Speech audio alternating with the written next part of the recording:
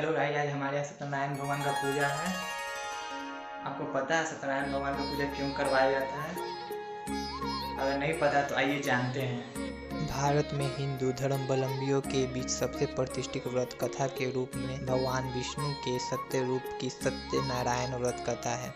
भगवान की पूजा कई रूपों में की जाती है, उनमें से उनका सत्यनारायण स्वरूप इस कथा में बताया गया है। विद्वानों की माने तो स्कंद पुराण के रेवाखंड में इस कथा का उल्लेख मिलता है। इसके मूल पाठ में 170 श्लोक संस्कृत भाषा में उपलब्ध में जो 5 अध्याय में बटे हुए हैं। इस कथा के 2 प्रमुख विषय हैं, जिसमें एक है संकल्प को भूलना, दूसरा है प्रसाद का अपमान। व्रत कथा के अलग अलग अध्यायों में छोटे कहानियों के माध्यम से बताया गया है कि सत्य का पालन न करने पर किस तरह की परेशानियां आती है। इसलिए जीवन में सत्य का पालन पूरी निष्ठा और आस्था से करनी चाहिए। ऐसा न करने पर भगवान न केवल नाराज होते हैं, अपितु दंड स्वरूप संपत्ति और बंधुओं के सुख से वंचित भी कर देते हैं। इस धरती पर यह कथा लोगों में सच्चाई की प्रतिष्ठा का लोकप्रिय और धार्मिक साहित्य है। अक्सर पूर्णमासी को इस कथा को परिवार में वाचन किया जाता है। अन्य पर्वों पे भी इस कथा को विधि विधान से करने का निर्देश दिया गया है। सत्य को नारायण के रूप में पूजना ही सत्यनारायण की पूजा है। इसका दूसरा अर्थ यह है कि संसार में एकमात्र नारायण ही है, बाकी सब माया है। सत्य में ही सारा जगत समाया हुआ है। सत्य के सहारे ही शेष भगवान पृथ्वी को धारण करते हैं। श्री सत्यनारायण का पूजन महीने में एक बार पूर्णिमा को किया जाना चाहिए। सत्यनारायण का पूजन जीवन में सत्य के महत्व को बतलाता है। चलिए देखते हैं पूजा की विधि।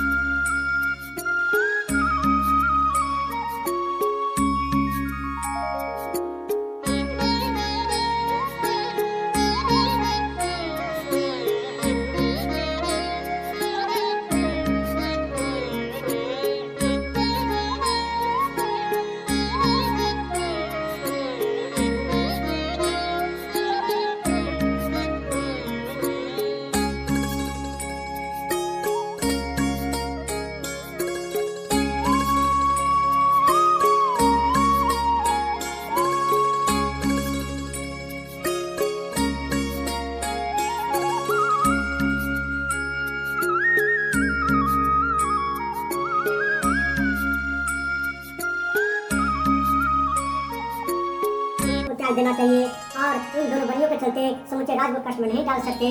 मनुष्य का कोप थोड़ा देर के लिए सहन हो सकता है, लेकिन भगवान का कोप कोई नहीं सहन का। वस्त्र आभूषण दिया गया, जितना धन लिए थे उसका कई गुना धन देकर खुश कर दिया।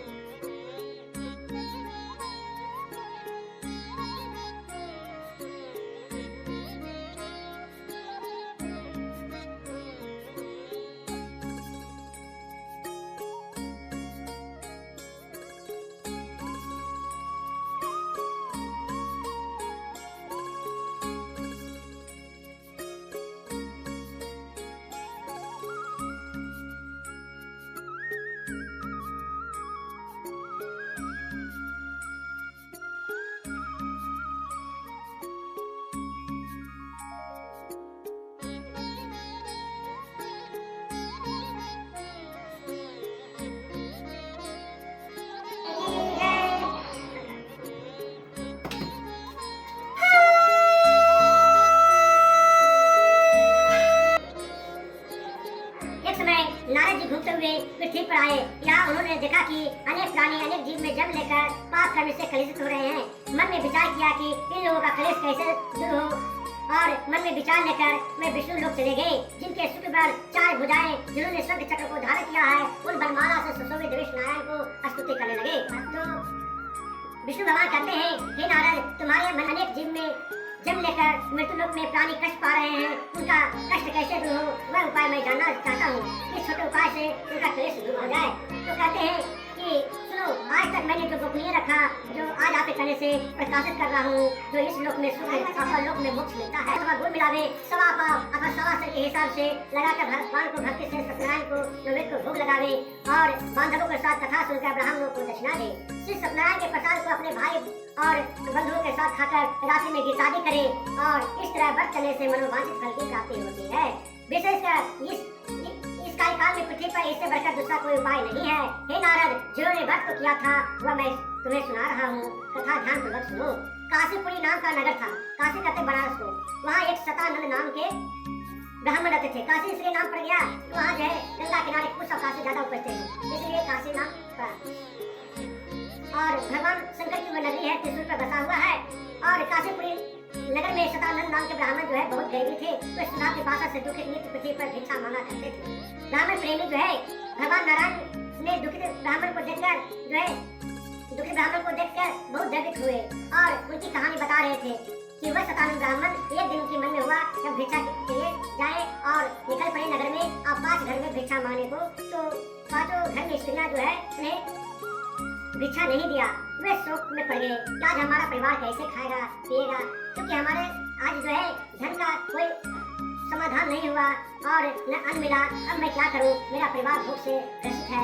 और वह ब्राह्मण पोते के साथ जीवन यापन करके मृत्यु के बाद सतलोक को चले गए। इसे सत्संग पाने रेवा खंडे श्री सत्यनारायण व्रत कथायाम द्वितीय अध्याय समाप्त है। बाबा श्री विष्णु भगवान की जय, विष्णु भगवान की जय, परमपिता परमेश्वर की जय।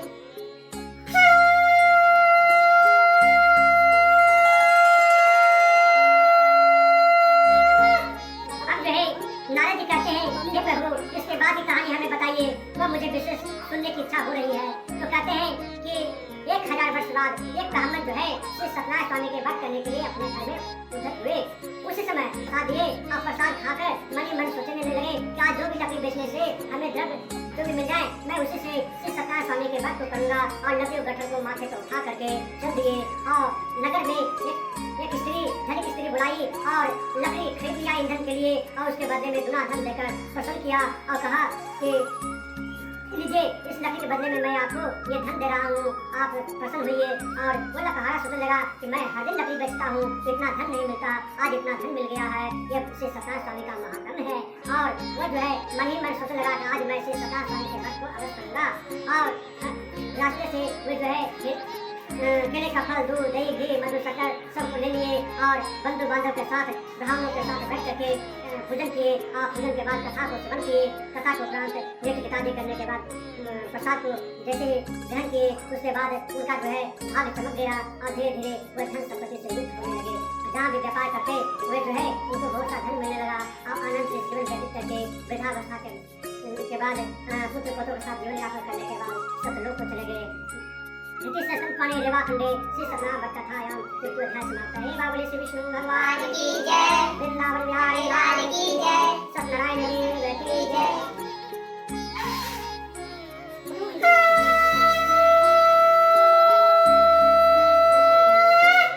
अब जो विष्णु भगवान कहते हैं कि हे नारद, प्रजा को पालने वाला ये कुल का मुख नामक जितेंद्रिय राजा था। वह सदैव देव मंदिर जाया करता था।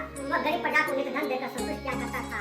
उसी कमल के सदस्य मुख वाली प्रमोदा पत्नी थी। वह अपनी स्त्री के साथ भद्रशिला नदी के तट पर श्री सत्यनारायण स्वामी के व्रत करने के लिए तैयार हुआ। उसी समय वहाँ एक बनिया आए और परिपूर्ण नाव को छोड़कर आप तट पर उतर गए। और वह बनिया महाराज साधु जो थे वे कहने लगे कि भाई, ये किनकी पूजा है, हमारे घर में संतान नहीं है, क्या इनकी पूजा करने से हमारे घर में संतान होंगे? तो कहते हैं अवश्य होंगे। और वो जो है प्रसाद को ग्रहण कर लिए और अपने नगर चल दिए।